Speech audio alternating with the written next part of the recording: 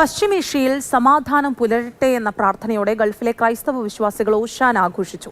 പള്ളികളിലെ പ്രാർത്ഥനാ ചടങ്ങുകളിൽ ആയിരക്കണക്കിന് വിശ്വാസികൾ പങ്കെടുത്തു.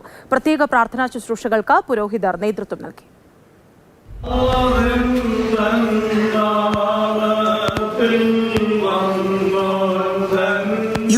ഒമാൻ തുടങ്ങി ഗൾഫ് രാജ്യങ്ങളിലെ ക്രൈസ്തവ ആരാധനാലയങ്ങളിൽ മലയാളികൾ അടക്കമുള്ള ആയിരക്കണക്കിന് വിശ്വാസികൾ ഓശാന പെരുന്നാൾ ശുശ്രൂഷകളിൽ പങ്കാളികളായി. പശ്ചിമേഷ്യൻ സംഘർഷം അവസാനിച്ച് സമാധാനം പുലരട്ടെ എന്ന് പുരോഹിതർ ഓർമ്മിപ്പിച്ചു. ഗ്രിഗോറിയൻ തീർത്ഥാടന കേന്ദ്രമായ Fujairah saint Gregorios Indian orthodox ദേവാലയത്തിൽ മലങ്കര ഓർത്തഡോക്സ് സഭ തുമ്പമൻ ഭദ്രാസനാധിപൻ ഡോക്ടർ എബ്രഹാം മാർ സെറാഫി മെത്രാപ്പോലീത്ത മുഖ്യ കാർമ്മികത്വം വഹിച്ചു. ഷാർജ സെന്റ് ഗ്രിഗോറിയോസ് ഓർത്തഡോക്സ് ഇടവകയിൽ ഡോക്ടർ തോമസ് മാർ അത്തനേഷ്യസ് മെത്രാപ്പോലീത്ത മുഖ്യ കാർമ്മികത്വം വഹിച്ചു.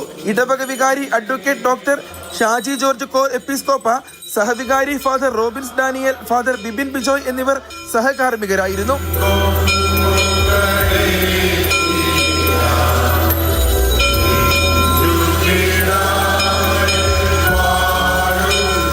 ഒമാനിലെ പ്രകൃതിക്ഷോഭത്തിൽ ദുരിതമനുഭവിക്കുന്നവർക്കായി പലയിടത്തും പ്രത്യേക പ്രാർത്ഥന നടന്നു. മസ്കറ്റിലെ ഗാല ഹോളി സ്പിരിറ്റ് കത്തോലിക്ക ദേവാലയത്തിൽ ഓശാന ശുശ്രൂഷകൾക്ക് ഫാദർ വർഗീസ് വാലിക്കോടത്ത് നേതൃത്വം നൽകി. നൂറുകണക്കിന് വിശ്വാസികളാണ് ചടങ്ങുകളിൽ പങ്കെടുത്തത്. കർത്താവിന് ഇതിനെ കൊണ്ട് ആവശ്യമുണ്ട് എന്നവർ പറഞ്ഞു. അവർ അതിനെ യേശുവിന്റെ അടുക്കൽ കൊണ്ടുവന്നു. ഗാല സെന്റ് മേരീസ് ഓർത്തഡോക്സ് മഹാ ഇടവകയുടെ നേതൃത്വത്തിലുള്ള പ്രാർത്ഥനാ ശുശ്രൂഷകൾക്ക് മലങ്കര ഓർത്തഡോക്സ് സഭയുടെ അഹമ്മദാബാദ് ഭദ്രാസനത്തിലെ ഫാദർ ഫിലിപ്പോസ് റബ്ബാനാണ് മുഖ്യ കാർമ്മികത്വം വഹിച്ചത്. നാമത്തിൽ വരുന്നവൻ വാഴ്ത്തപ്പെട്ടവനാകുന്നു. റൂവി മാർ ഗ്രിഗോറിയോസ് ഓർത്തഡോക്സ് മഹാ ഇടവകയുടെ ആഭിമുഖ്യത്തിൽ സന്ധ്യാ നമസ്കാരവും ഓശാന ശുശ്രൂഷയും വിശുദ്ധ കുർബാനയും നടന്നു. ഡോക്ടർ ജോസഫ് മാർ ദിവന്നാസിയോസ് തിരുമേനി മുഖ്യ കാർമ്മികത്വം വഹിച്ചു.